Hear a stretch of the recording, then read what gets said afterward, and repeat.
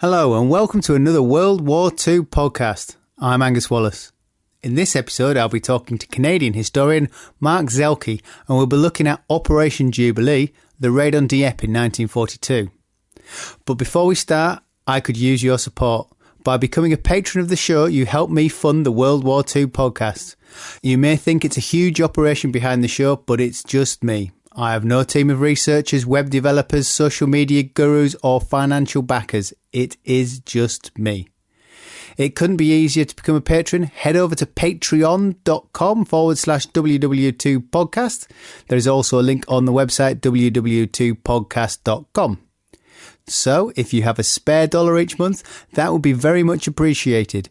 If you don't, that's fine. I hope you enjoy this episode. In August of 1942, a force of 6,000, predominantly Canadians, including the Calgary Tank Regiment, mounted a raid on the French port of Dieppe, now occupied by the Germans. This will be the largest Allied raid launched yet. Almost all of the objectives of the main raid failed to be met. Most of those troops who made it ashore struggled to get off the beach, and for hours were pinned down under withering fire. At the same time, the Royal Air Force and Royal Canadian Air Force mounted a huge operation to provide the troops on shore and the fleet support and cover for the duration of the raid. Casualties for the Allies were high. The mission was judged a failure, yet it has since been justified as a vital precursor with lessons learnt for D-Day in 1944. I'm joined by Mark Zuehlke. Mark's book, The Tragedy of Dieppe, investigates the raid. Mark, I have to confess, I find the road to Dieppe quite hard to follow. It twists and it turns, and at times there's almost an unrealistic exuberance to attack across the channel. Why do you think there was such pressure for an attack on mainland Europe in 1942? Well, a lot of the pressure was coming from the Soviet Union, who wanted to see the Western Allies actually do something.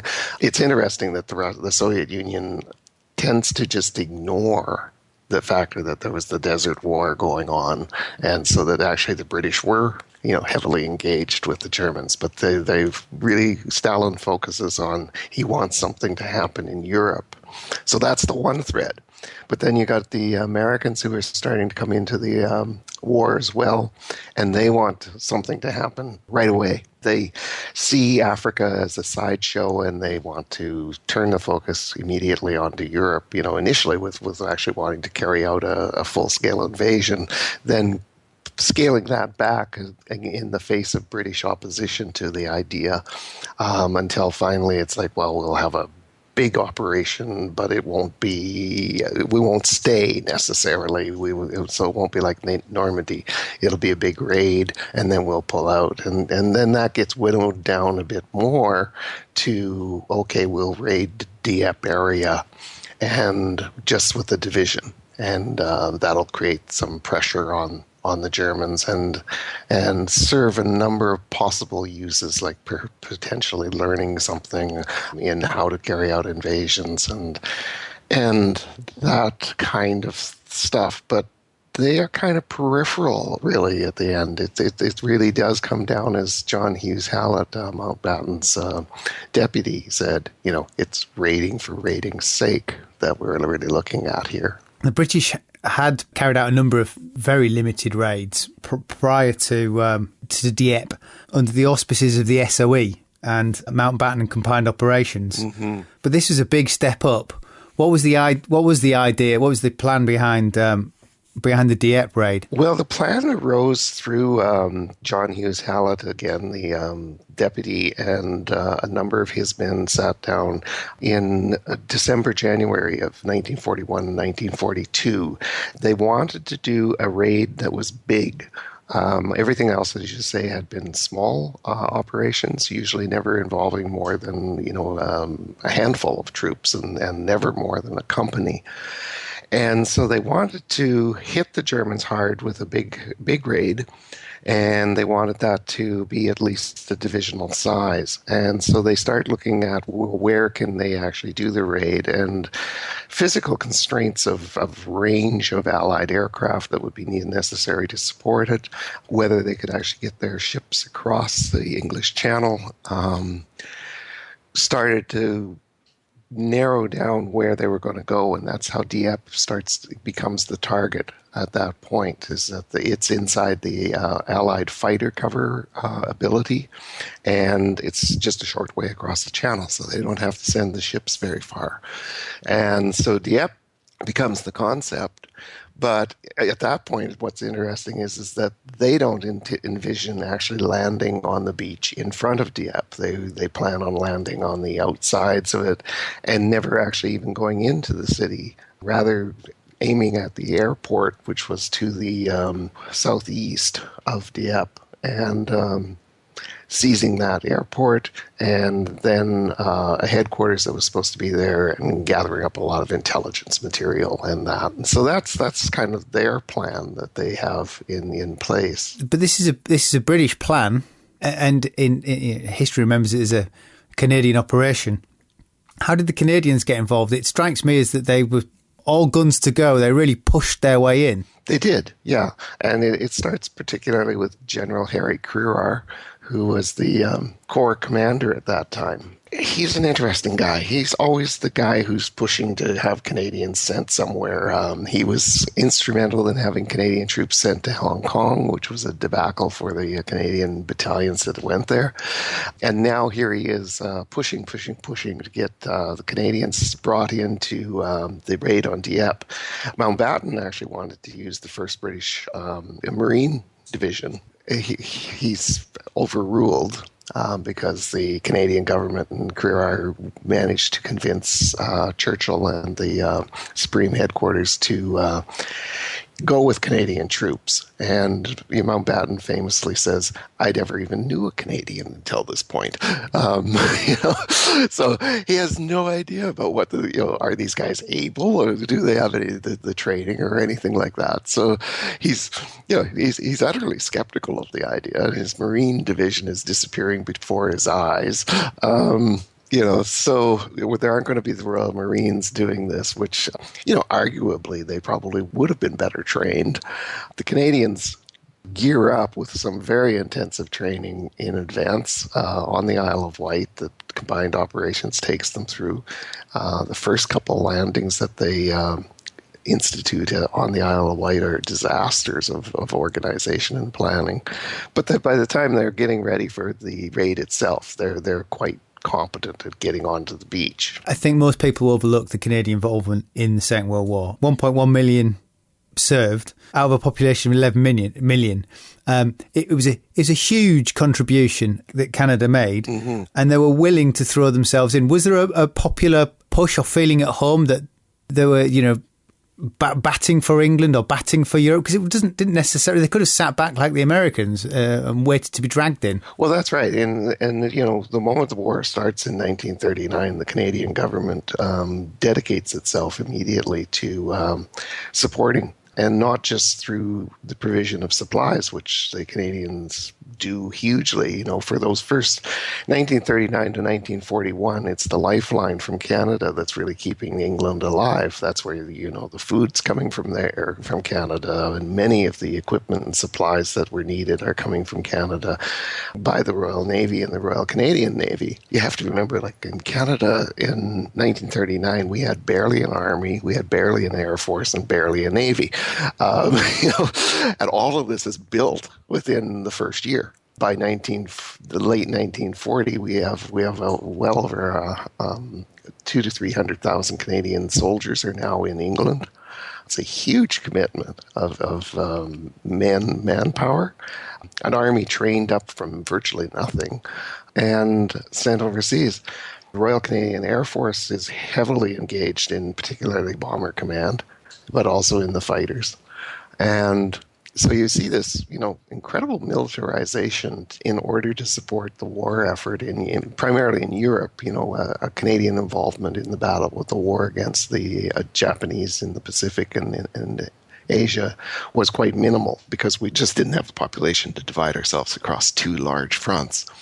So the focus was on supporting the British forces in their operations against Germany. Initially, Montgomery was going to be a vaguely unknown General Montgomery. This was before he was given command in the Middle East.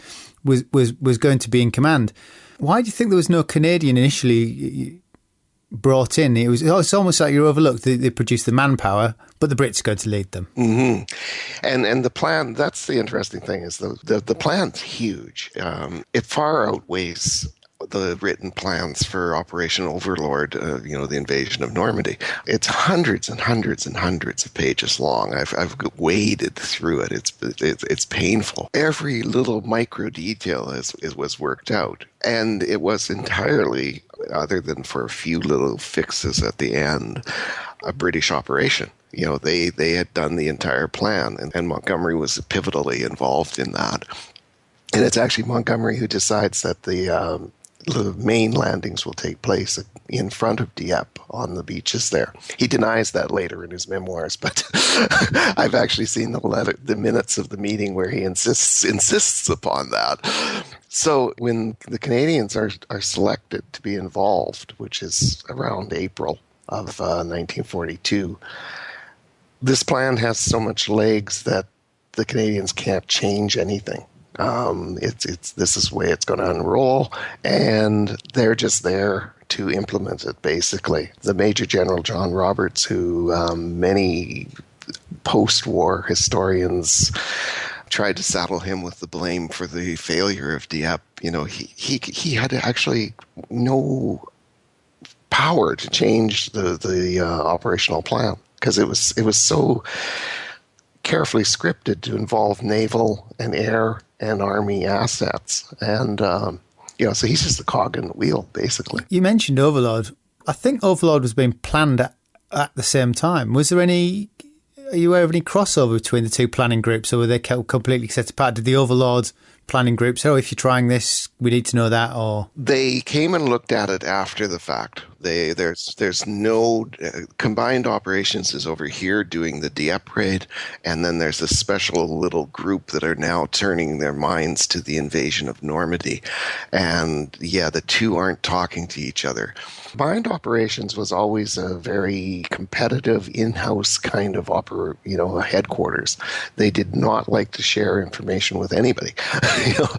They were very, then they were constantly hatching up all sorts of grand and some of them often crazy schemes, and working them through to say, would this actually work? One of the plans was to actually land near Calais and send a tank force over to Paris for a quick raid, and then pop back and get off somehow. Fortunately, that idea didn't go anywhere. But, you see this. They have all these weird plans underway. And at one point, Dieppe is just one of these. And then it just keeps getting a little more real and a little more real. And then the next thing, it's going to happen. I've always had enormous regard for Alan Brooke, the commander of the Imperial General Staff. And he's always struck me as very intelligent, realistic, and he's very good at holding back what he felt was not going to work. And at times he struggled with that against some of Churchill's flights of fancies. But he backed the operation. Yet Lee Mallory, the air commander, voiced his concern and scepticism before it kicked off. Mm-hmm. What did Alan Brooke see in it? Did people genuinely feel they had a good chance? I think Alan Brooke was... He was caught in a difficult situation because Mountbatten had now got placed on the chief of the Imperial Staff board, basically. So Mountbatten's at the table with Winston Churchill when these discussions are happening, and Churchill loved the grand venture. He was always attracted to these kind of, let's throw the dice and see what happens kind of operations. And combined operations really suited his nature. So he, against the enthusiasm of Mountbatten and the enthusiasm of Churchill, Alan Brooke just didn't seem to be able to stand up to them. There's definite evidence that he had grave concerns about this, but he just felt that, the momentum was such that it was going to have to happen. When Lee Mallory comes forward and basically says, that he thinks the raid is going to fail, just everyone doesn't want to hear him. He's a voice in the wilderness. And, the interesting thing about Lee Mallory was that he was looking at it not as a flyer, but as he had served in the infantry in World War One as a young subaltern, and he was looking at it from that perspective, and he was just saying, this is going to be crazy. They're going to land on the beach and they're going to get shot to pieces. That's interesting because Alan Brooke and Lee Mallory, World War One experiences was both as infantrymen, yet Mountbatten, who spent his first war in the Navy, and then subsequently he'd had a meteoric rise as Churchill kept promoting him, hadn't he, through in SOE. Mm-hmm. So it was almost from nowhere that he rose to the top, with no infantry or direct experience other than really political wrangling. Yeah, and that's a problem with the whole planning of the Dieppe thing, was that Mountbatten had no army experience, and neither did John Hughes Hallett. He was a naval officer as well. So the chief architect of the Dieppe Raid is Hughes Hallett, really, and he has no army experience. So it's all kind of hypothetical. The army advisor that was at his shoulder was, I think he was just a major.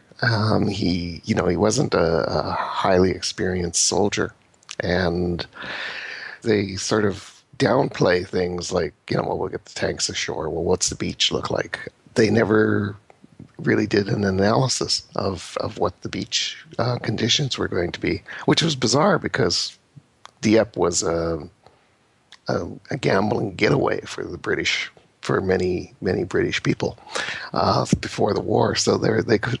You would have thought they would have asked somebody, is the beach sand or is it rock or something like that? And it doesn't. Collected up holiday photographs. Yeah.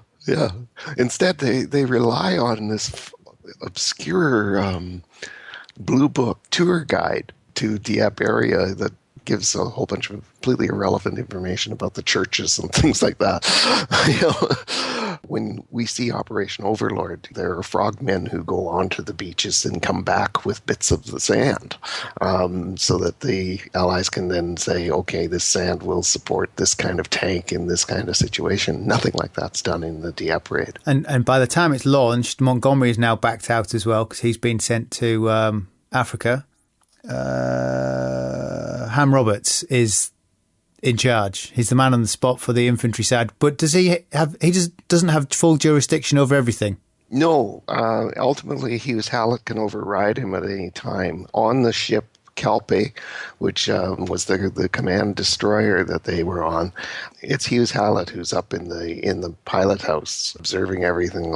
And Ham Roberts is down in a room underneath the pilot house with his maps and things like that. And all of his intelligence is coming down from Hughes Hallett, basically passing information via the speaking tube down to Roberts, who's basically he's so lost in the fog of the battle he can't even he's not even visually seeing what's going on the coast. Ultimately, it wouldn't have mattered anyway because they had laid such thick smoke screens that nobody could see Dieppe from the sea. Looking at the raid, almost from the start, things went wrong. Once the invasion force, once the landing craft had set off, they bumped into a German convoy. That's right, and it was the commandos on the north side of the invasion force that bang into a German convoy that's going down the coast. So the commando unit on that side gets very badly split up in the ensuing chaos.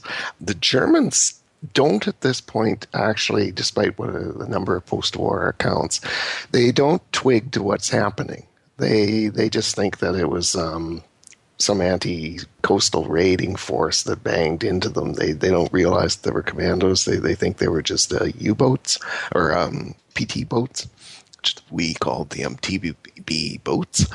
They don't twig to the factor that there's a raid going on.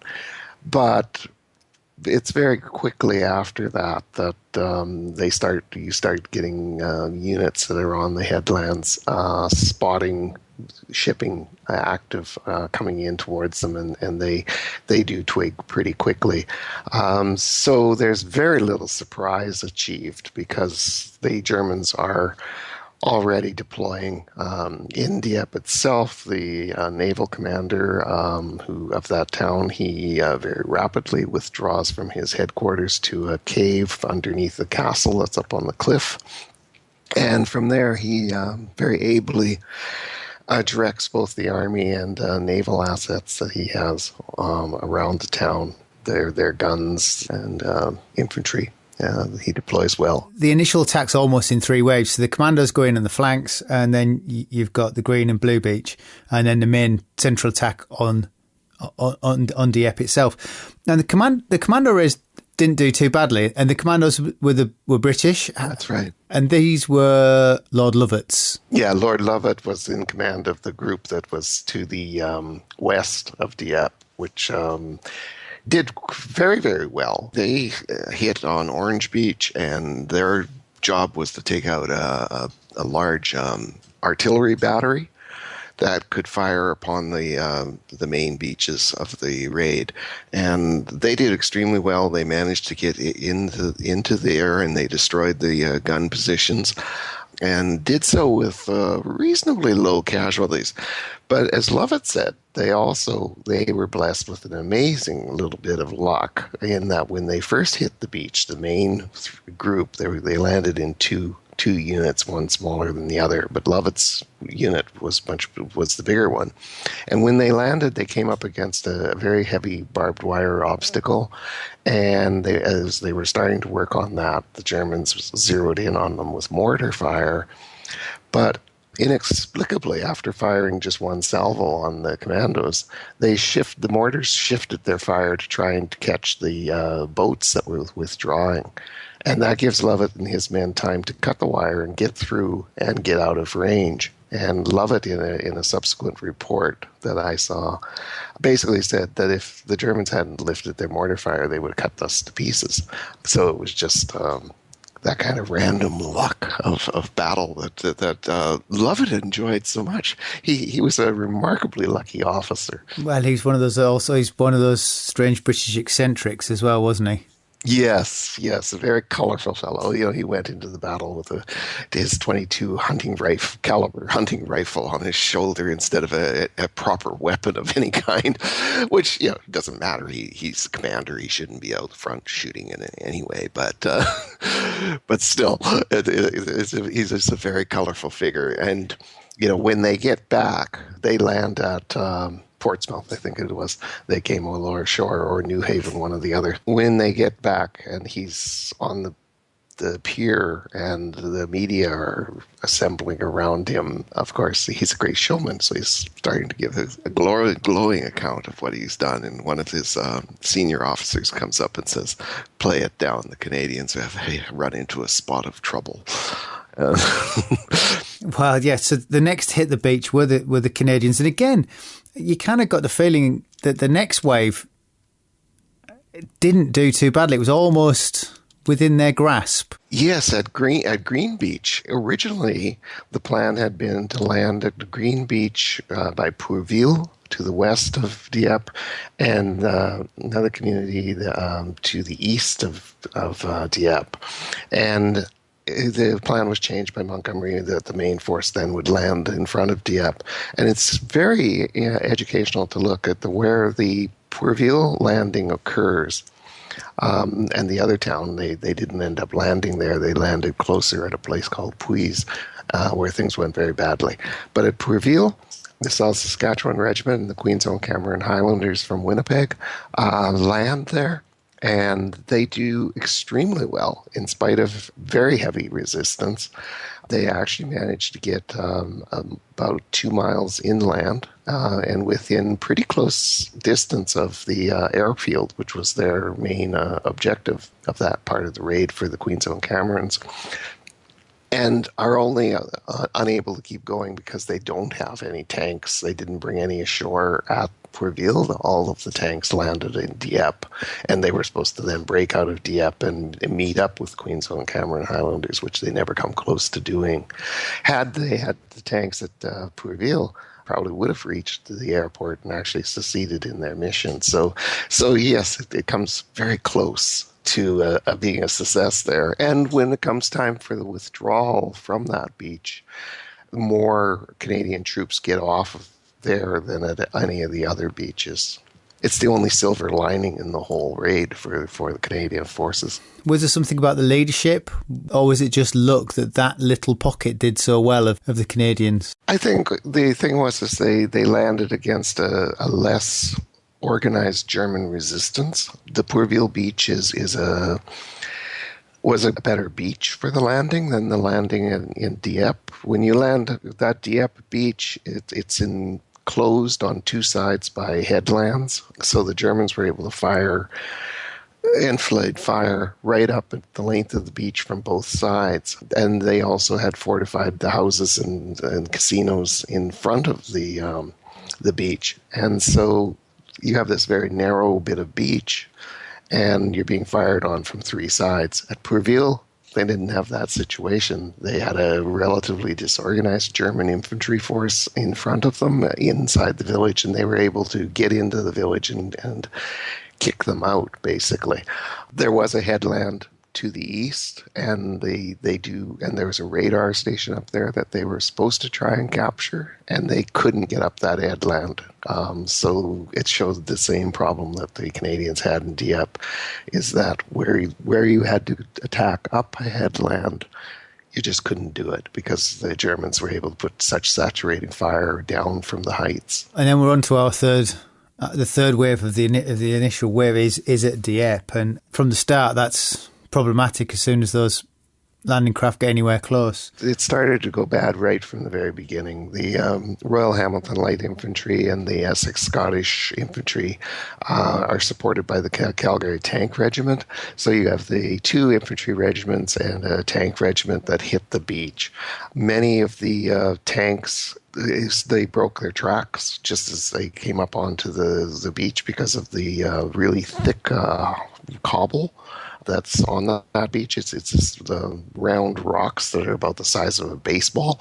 They just got jumbled into the tank sprockets and shattered some of the tracks. Those tanks, about half of the tanks, do manage to get off the beach, but they get onto what's called the Esplanade, which is a paved road that runs the length of the beach. And the Germans had put large steel doors on each street that led off of that Esplanade. So the tanks can't go anywhere. They can just doodle back and forth on the Esplanade, shooting and trying to knock out German positions, but they're not able to do much very effectively. The Canadian engineers attempted to blow some of those doors, and they just couldn't. They were so heavily built that the explosive charges just, basically bounced off. So everyone's just trapped on the beach there, being slowly shot to pieces. And that's really the story of the raid. But it is, and it seems incredible that pre-raid that they never did rounds of aerial reconnaissance to see what was actually there. Yeah, it's a remarkable failure of intelligence gathering, because they should have known this. The town had been a major casino resort area for mostly lower class United Kingdom residents, and they didn't consult anybody. To say, well, what was the conditions on Dieppe Beach or at Puys, which is the same thing. It's this little narrow, tiny beach. Nobody had done any prior research on what that beach was like, and it's a hellhole. It's a little tiny beach with headlands on all three sides. And when the Royal Regiment of Canada lands there, they can't even get off the tide line. They're just completely shot to pieces. They're being shot to pieces, yet more waves keep coming in. There's no message ever seems to get back. Why was there a breakdown in communication? The communication is really an interesting issue. It pretty much just completely failed. The wireless sets were quite primitive still in 1942, and they were not able to get signals back off the beach. The landing craft that were near the beach weren't equipped with radios, so they couldn't radio back to the headquarters to say, this whole thing's falling apart. So there was just this complete breakdown in communications. That what signals do come through are so vague that Ham Roberts particularly isn't able to make any sense of them. There's actually a radio signal that nobody even really knows where it came from, that purports that the Essex Scottish are doing just fine in Dieppe. So, he's kind of optimistic. Things sound like they're not going too badly. And that's part of what prompts him to send the Fusilier Mont-Royal and then the Royal Marine Commandos that were with them in.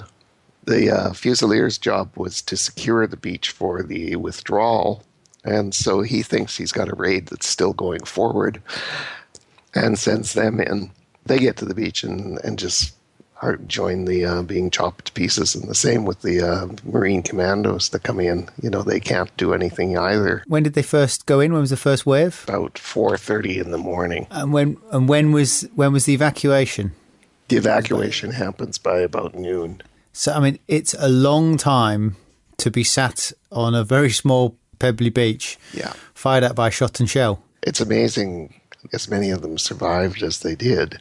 And there was an enormous amount of courage. When you read the accounts, and I've read hundreds of them that were given afterwards, because when all of the guys who survived and came home at the end of the day, they were within 2 hours or 3 hours or even the next day made to sit down and write an account of what they saw or what occurred to them.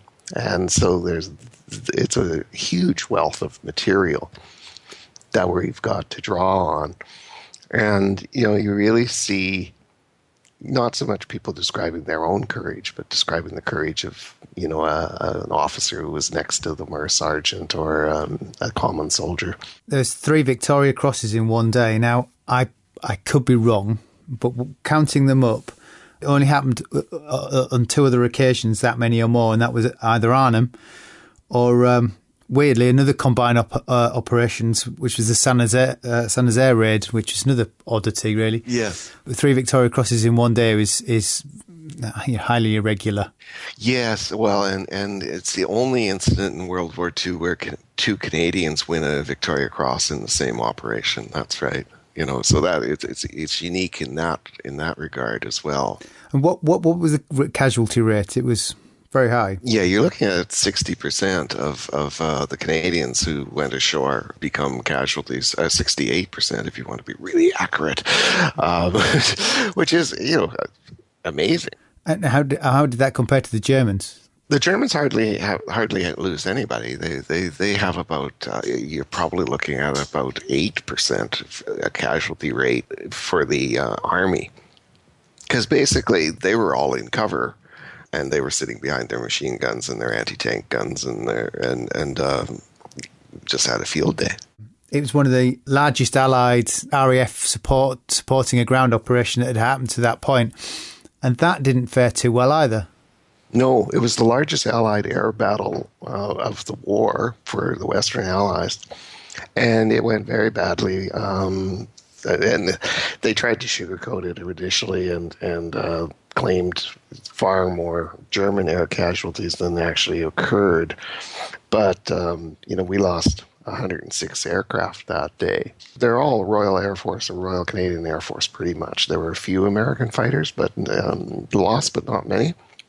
And at that point in the war, the last thing the British could do is lose that many aircraft. Because pilots. Yeah, and the pilots, because there were 96 pilots lost. And that's, or 67, I should say. That's just a huge loss of air personnel at a time when the Royal Air Force was really struggling. The plan is almost like a series of compromises just to do a raid. Would anything have helped? Was anything on the table that was taken off, or parachutists, or heavier bombardments, RAF bombing? Was there anything that could help, or was it flawed from the start? I think it was flawed from the start. They did take the parachute units out, but there was little evidence that would have particularly gone well had they gone ahead with paradrops. I think the thing that could have changed how the thing rolled out was if the tanks had been landed at Pourville instead of in front of Dieppe. That's really the only thing that maybe could have helped particularly. They looked at bombing Dieppe into rubble, but then the tanks would have had to make their way through the rubble. The streets would have been clogged with wreckage, wrecked buildings, and would they have been able to get out? Probably not. The decision to land in front, the main force in front of Dieppe, I think, is the biggest flaw in the plan. And once that was Montgomery. Yes, and he did it just because he said, well, if we're going to land, it has to be in front of, we have to take some significant target. So we'll take Dieppe, and obviously the place to land is right there, and take it. That was the kind of logic that was at operation at that point. It wasn't one of Montgomery's grander moments. No, yet he bore no responsibility ultimately, because it wasn't. He left before the operation before it started. I mean, if we look at D-Day, there's no doubt the Overlord Eisenhower was in charge. He took full responsibility before the landing had taken place. He'd already written his resignation to say if it failed, it was him. Yeah. Who was to blame? Who's responsible for Dieppe? Nobody takes responsibility. Everybody passes the buck. And ultimately, the person who I think unfairly gets saddled by most people for the failure is Ham Roberts. There was this probably apocryphal story that he in a briefing said that taking Dieppe was going to be a piece of cake. And for the rest of his life, every August 19th, this package of wrapped up cake would arrive in the mail from somebody who was reminding him of his having said that it was going to be a piece of cake. And from what I understand, it sat very poorly with him for the rest of his life. He didn't defend himself in any way. I think he did feel responsible for what he had done in the raid. The reinforcing failure he thought he should have recognized that. I wasn't sure if he could have kicked it upstairs, because I'm not sure from the start. There's not people that he's subordinate to that were pushed it through, and he got saddled with something. That's right. He got saddled with the blame. I feel, and have for a long time, that in a way it's Hughes Hallett who's really the guy responsible, because he's the one who always keeps the thing rolling ahead. He keeps it alive. When it was originally going to be Operation Rudder, and then that had to be canceled because of the weather, they're looking at, well, do they do it? Do they restage it? And it's Hughes Hallett who says, yes, we can restage this. We can just call it, we'll just put it back a couple weeks and do it over. So then Operation Jubilee comes into place. Mountbatten, of course, is going along with this, and there's been lots of historians who have put the blame at his feet in the end. But Hughes Hallett was the man on the ground in a way, and he was, I really feel without his intervention, Operation Jubilee part of the thing would not have occurred. Everyone would have got cold feet and gone home. Prior, I always fell into it's probably Mountbatten just trying to please everyone as he raced up that career ladder, and he was smoothing his way through for everybody. It hadn't really occurred to me that there was somebody below him allowing him, feeding him the information to be able to smooth the way through for the operation. Yes, and Hughes Hallett and Mountbatten were very close. They remained extremely close after the war. There was a Canadian journalist, a fellow by the name of Rayburn, who writes a very scathing account of the Dieppe Raid in the 50s and really calls Mountbatten out as being the guy who was responsible. And Hughes Hallett, races to his defense in the media, writing numerous letters about how Mountbatten was blameless and everything like that, never taking the blame himself, but poo-pooing Rayburn's conclusions, and that the raid was actually well thought out and it did have a chance to succeed, et cetera, et cetera, et cetera. Where the more we look at it over the decades, you can see, the raid was doomed from the outset. Montgomery, him and Churchill, between them, were very quick to get their memoirs out, and they wrote a lot of things that have kind of become true because they wrote them so fast that with the hindsight, we're now believing it's not, but it's so ingrained that the falsehoods are there. That's right. Did Montgomery say anything after the war about Dieppe, or did he just sort of sweep it under the table and nothing to do with him? He says that basically he was not responsible for the plan. So he skirts around the whole thing about him actually calling for it to be the landings to happen on the Dieppe beach. And then he says that basically the decision to restage the raid was, and he's correct in this, it was not his decision. And that actually he would not have done, that he actually advised that it not happen. And there is some record to support that, although he was pretty much gone and could care less at that point. And so that's really all he sort of says about Dieppe at the time in his memoirs. He gets by that very quickly and moves on. Subsequently, I got the feeling that there's a lot of justification for the raid that wasn't there at the start, but afterwards. Be fair to say that people have justified the raid afterwards, saying, well, we need to learn to these lessons and we got this out of it and got that out of it, which were not part of the original plan. That's right. It's an interesting thing to me as a Canadian, because Dieppe it's not like Gallipoli is to the Australians, where it was such a massive wound in the soul of the nation. But it's a scar, a lingering scar from World War II in the Canadian psyche. There seems to be sort of about every 10 years, somebody comes out with a new book that is the real reason the Dieppe Raid was held. They bring forward one idea or another, and then those ideas are discounted as time goes on. And I bet in another 10 years we'll see another book. So the main arguments that are why it occurred was the lessons that we learned, which then were implemented at D-Day, and that these, there was this deliberate attempt to see how a raid would go so we could learn from the mistakes and work to improve upon the successes. But it doesn't go that far. Things like the mulberries are often brought forward, these artificial harbors that the Allies took over at Operation Overlord. That the idea came out of the post-raid.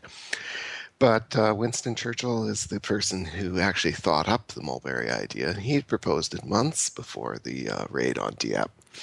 So that one doesn't actually work, and we have this over and over and over again. Then there's a number of theories that there was vital intelligence that we were going afterwards, either the radar station next to Pourville, that it had this high technology, that we were trying to seize that technology, and that would have changed how Air Force assets were able to fly into Europe. It was just a sideshow. It's been proven now that, they were hoping to get something out of that radar station, but that was just people going along for the ride. And that's what we see a lot of. The same with the recent theory that it was to try and steal an Enigma machine, even though nobody can prove there was an Enigma machine in Dieppe. And it's unlikely that this was the leading cause of the raid, and in fact all these thousands of men were committed to just try and steal an Enigma machine. And that's actually the most recent theory that's come to fore in the last year or so. I've not heard that one. Did we not have an Enigma by 42? Oh yeah, we had got the one out of the submarine. Yeah. That some of the Canadian or British Navy guys had managed to get it off a submarine. So we had an Enigma machine. Even if you got the machine and it had the 6 rotors, it's not solving the whole problem. It's the codes. And the Germans, and if we stole the machine so obviously from Dieppe, the Germans would change the code. Yeah, and the other justification is the idea of the funnies were developed, Hobart's funnies for D-Day, yet they weren't used on all the beaches, and I'm not completely convinced that how wonderfully good they were on D-Day itself. No, the duplex drive tank, we only managed it on Juno Beach where the Canadians landed. We only got a small handful of them ashore. The rest all sank at sea. The Americans didn't even hardly use them. Their duplex tanks all sank, and then they didn't have any of the other funnies, did they? No, they didn't have the other ones, like the one with the churning chains that broke up mines and stuff like that. So yeah, and like the funnies helped. The D-Day invasion happened and would have happened with or without them. So I don't think they're a decisive turn. The decisions that it had to be much more heavily supported by naval bombardment and that kind of thing did arise out of the Dieppe Raid to a bit, because there wasn't any significant naval presence beyond destroyers to support with fire. But then, we look at Operation Overlord, and the naval bombardment largely was a failure. Very few German battlements were destroyed by the Navy bombardment or the aerial bombardment. And Husky must have been a better pre-run for Overlord, the invasion of Sicily. I think so. I've actually argued that because I've written a book called Operation Husky about the Canadians in the Sicily campaign. And when you look at the invasion plan, that it was the largest naval invasion in history to that point, and you can argue the details back and forth about which sizes of ships and stuff like that, and it's either bigger than Overlord or just slightly smaller. But it's a very, very well carried out invasion. And when the Overlord planners turned to looking at it, they said, oh yeah, we can use this, we can use that, we'll change this. And you see the plan for Overlord changing in relationship to what they're learning from Operation Husky, for sure. So justification afterwards is really retrospective to justify the debacle. Yeah, there's this feeling that by declaring the raid a tragic failure, that you somehow demean the courage of the soldiers who died there, or the purpose of their death. And I've been arguing that if people die in a failed operation, they're casualties of war. If they die in a victory, they're still casualties of war. One type of death is not more glorious than another. I wonder if you could tell me about the memorial for the Essex Scottish, because when I read about that, I thought that was quite intriguing. It's a very interesting memorial because it was designed by a young college art student, and she's made it so that basically it's like a little obelisk, and it's got a Canadian maple leaf in the center of it that is hollow. So basically at noon on August 19th every year, the angle of the sun is such that the sun shines through that maple leaf and creates on a platform in front of the obelisk, creates a maple leaf image. And this is on the beach at Dieppe, where they landed. She's also subsequently designed, and they've deployed in Windsor, where the Essex Scottish are primarily based, the same monument. And it does the same thing at that particular time on August 19th in Windsor. So it's a wonderful piece of remembrance art. It's a very simple idea, very, very fitting. Mark, thank you for taking the time to talk to me. You'll find a link to Mark's book, The Tragedy of Dieppe, on the website, www.podcast.com. His new book, due out this autumn, is called Through Blood and Sweat, a remembrance trek across Sicily's World War II battlegrounds. He traces the steps of the Canadians across Sicily after Operation Husky in 1943. You can find more information from Mark's website, zuehlke.ca. That's ZUEHLKE.ca. That's it for this episode. I'm Angus Wallace, and thanks for listening.